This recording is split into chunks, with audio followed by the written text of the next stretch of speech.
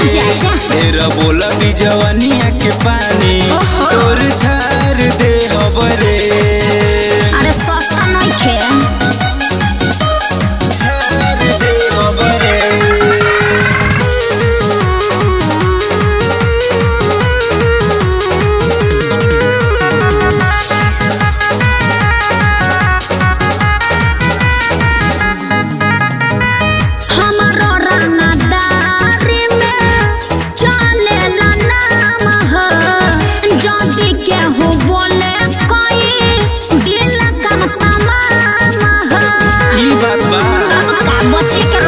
तोरा जैसन चिरई के हम उड़ाइला रोज कितने जानी आई के हमारा से ले ली जलब के डोज।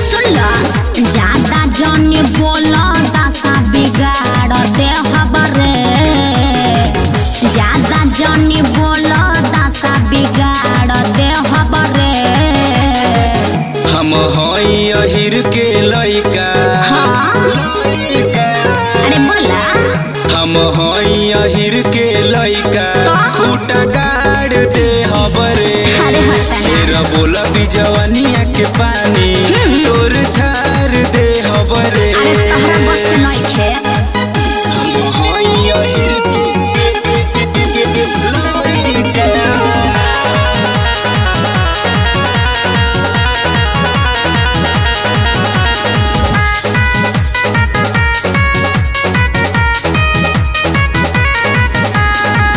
बड़ा बड़ा लोग डरेला हमारा से बाबू। हमारा सोझा तनी करा मन क्या काबू। ऐसन कोनो बात नहीं खे ढेर बोलू ना ऐठी देहिया ना तो बढ़ जाई परेशानी। अबे सबक सिखा दी राहुल सैनी मंगल रानी।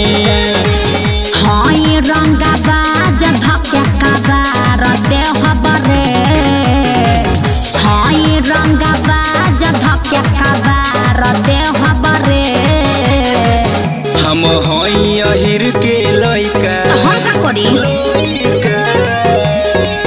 हम हई अहिर के लइका खूटा गाड़ दे हबरे। ढेर बोला भी जवानिया के पानी तोर झार दे हबरे। बुझाइलो।